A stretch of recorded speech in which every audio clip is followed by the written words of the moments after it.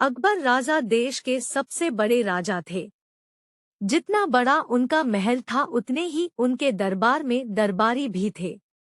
इन दरबारियों में हर तरह के बुद्धिजीवी, कलाकार और अपने अपने क्षेत्र में एक्सपर्ट लोग थे, लेकिन इनमें से भी बीरबल जैसे कुछ ही लोग बादशाह के शाही सलाहकार थे।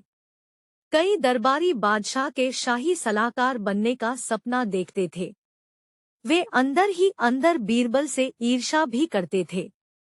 एक बार सभी दरबारियों ने मिलकर अकबर से बात की और उन्हें अपनी इच्छा बताई कि वह भी शाही सलाहकार बनना चाहते हैं। अकबर ने सारे दरबारियों की बात ध्यान से सुनी और उन्हें बताया कि मैं आप लोगों की में एक परीक्षा लूंगा, उसमें जो सफल होगा वही मेरा शाही सलाहकार बन पाएगा। सारे दरबारियों को बादशाह की बात मंजूर थी। बादशाह अकबर ने तुरंत दरबारियों की परीक्षा लेने की ठानी।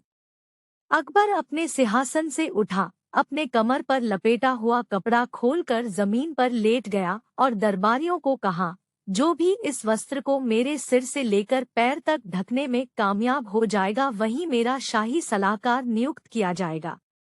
दरबारी एक एक करके इस परीक्षा को पास करने का प्रयास करने लगे। वह राजा के सिर पर कपड़ा ढकते तो पैर खुले रह जाते और पैरों से कपड़ा ढकते तो थोड़ा सा सिर बच जाता। एक एक करके सारे दरबारियों ने प्रयत्न कर लिया, मगर कोई भी उसमें सफल होता नजर नहीं आ रहा था। तभी उसी समय दरबार में बीरबल आया। अकबर ने यही काम बीरबल को भी करने के लिए कहा। बीरबल ने अकबर की बात पूरी ध्यान से सुनी और थोड़ी देर सोचने के बाद वह कपड़ा अपने हाथ में लिया और राजा को बड़ी विनम्रता से कहा, महाराज, क्या आप अपनी टांगे थोड़ी सिकुड़ सकते हैं?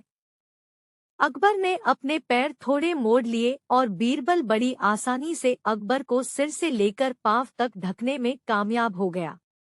यह देखकर सारे दरबारियों का सिर शर्म से झुक गया और उन्होंने उस दिन के बाद कभी भी शाही सलाहकार बनने की बात अकबर से नहीं की।